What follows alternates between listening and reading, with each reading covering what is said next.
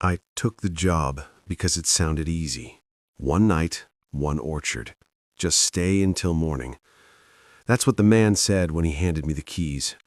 No cameras, no radio, just a small cabin, a flashlight, and rows of trees stretching into the dark.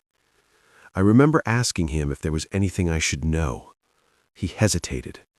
Then he said, "Don't wander between the trees after midnight." I laughed it off.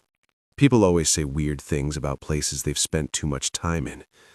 By the time I arrived, the sun was already gone. The orchard felt larger than I expected. Too large. The cabin sat at the edge of the land like it was trying to escape. I turned on the porch light and checked the clock. 11:42 p.m.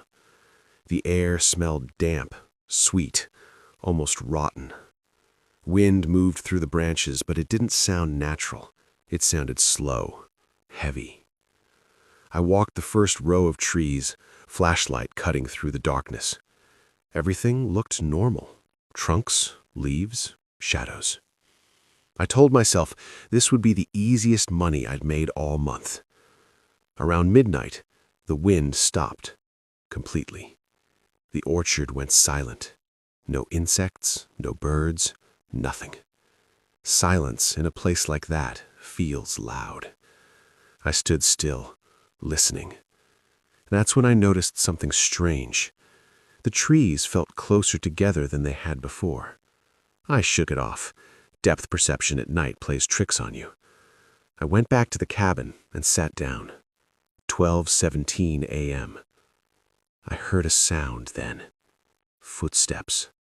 Slow, soft, between the rows.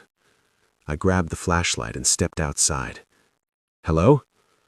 My voice didn't travel far. It felt swallowed. I followed the sound, keeping to the edge like I'd been told. The footsteps stopped.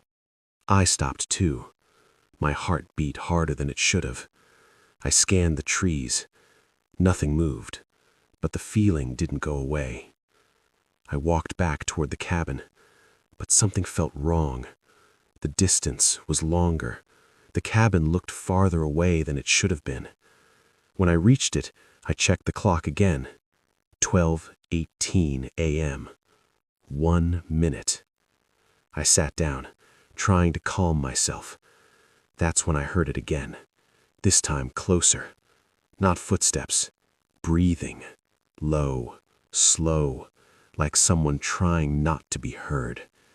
I stood at the doorway, flashlight shaking slightly in my hand. The beam passed over the trees. For a second, I thought I saw something shift.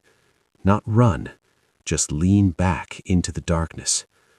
I told myself I was tired, that this was just my mind filling in the gaps. I checked the clock. 12:18 a.m. Still.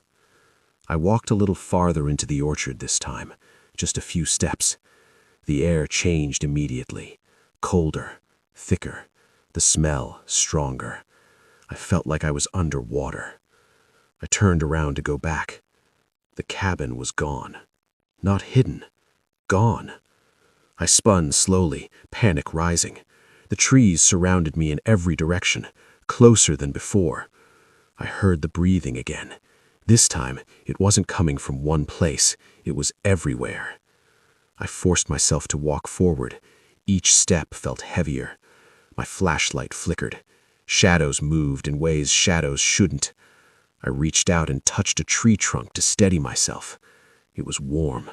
I pulled my hand back instantly. Trees aren't warm at night.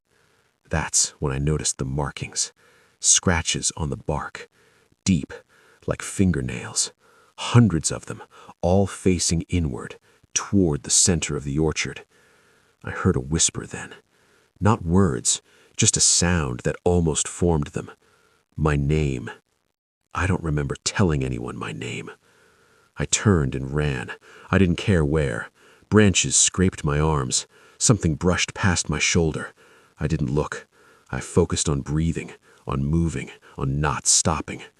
The trees seemed to bend toward me, narrowing the path. Then, suddenly, I was out. The cabin stood in front of me, porch light on like nothing had happened. I collapsed inside and slammed the door. The clock read 12:19 a.m. My hands were shaking. I sat there until morning without moving. I didn't hear anything else. No wind, no breathing, nothing. When the sun finally rose, the orchard looked normal again. Wide rows, quiet, peaceful. Too peaceful. The man came back just after sunrise. He asked if everything went well. I didn't know what to say. I just nodded. As I handed him the keys, I noticed scratches on his hands. Deep ones.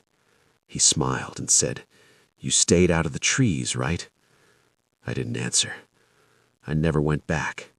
But sometimes, late at night, I wake up smelling damp leaves, and I swear I can hear breathing just outside my window. If you felt that tension, if you imagined yourself standing there with me in the dark, make sure to like the video and follow the channel for more stories like this. New nightmares arrive after midnight. Thanks for listening, and good night.